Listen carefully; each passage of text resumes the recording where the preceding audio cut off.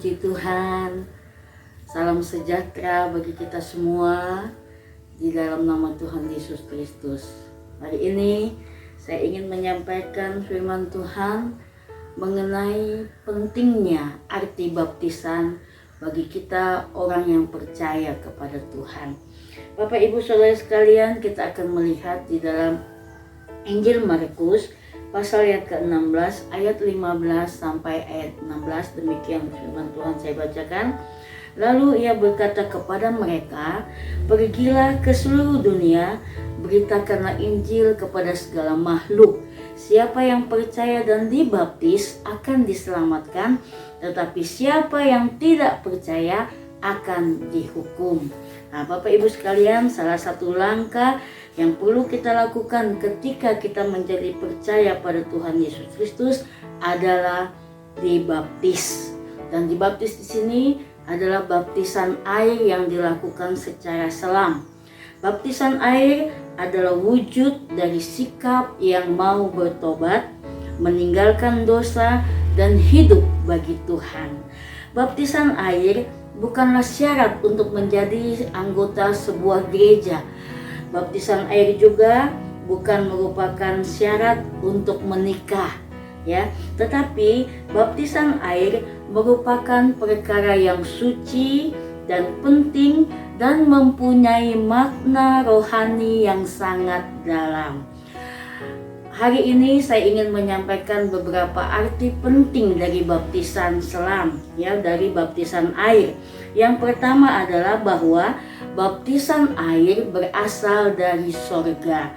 Dalam Injil Matius 21 ayat 25 sampai 27, secara tersirat di sini Tuhan Yesus mengatakan bahwa baptisan air itu berasal dari sorga. Sebagaimana kuasa Tuhan Yesus juga berasal dari sorga.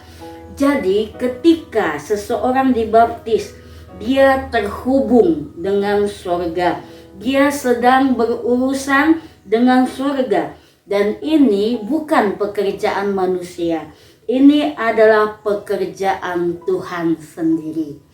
Makna yang kedua dari baptisan air adalah baptisan air adalah langkah pertobatan yang sungguh-sungguh.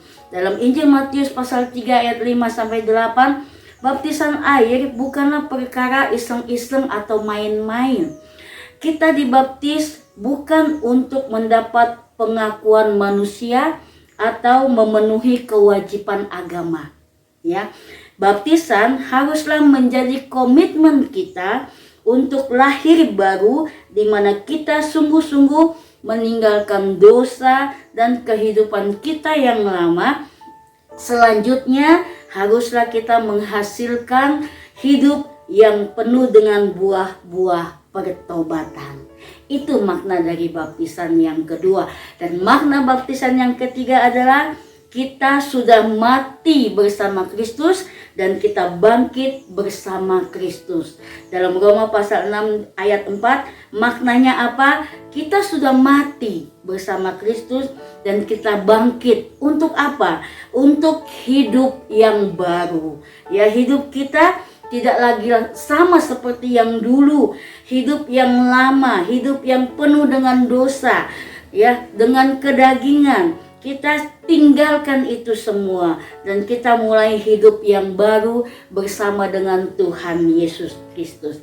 Dalam Galatia pasal 2 ayat yang ke-20 di situ katakan, "Namun aku hidup, tetapi bukan lagi aku sendiri yang hidup, melainkan Kristus yang hidup di dalam aku.